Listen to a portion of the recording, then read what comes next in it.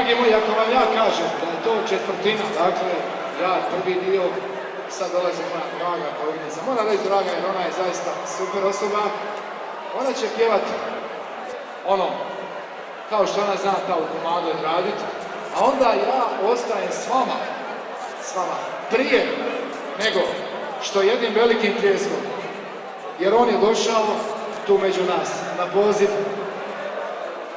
braće Šteka, ljudi koji su, samo sekundu, molim se.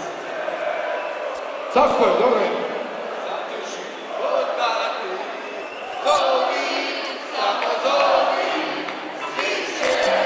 Sokolovi, zato život dati. Sad nema stajanja, ajmo ruke malo.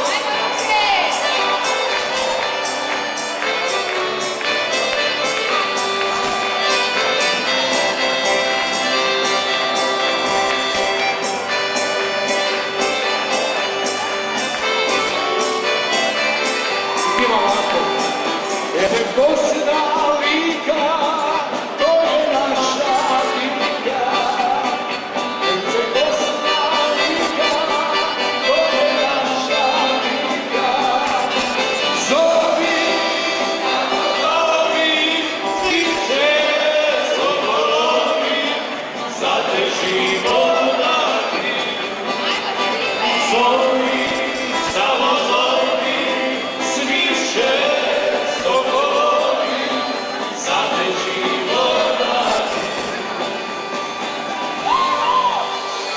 Dragi moji, prevalio je toliki put, došao je ovdje među vas.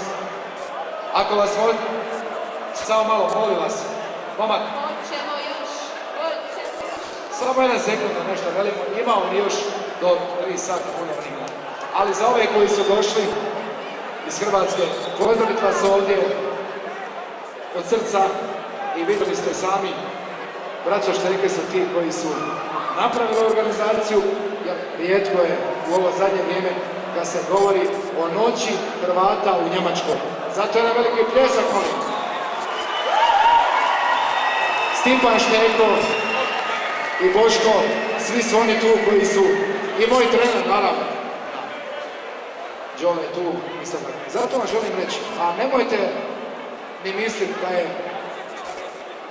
bez naše Anice, koja je ipak bila svjetska, ja govorim ne druga pratlja, nego prvakinja svijeta, jedna pljesak za našu Anicu,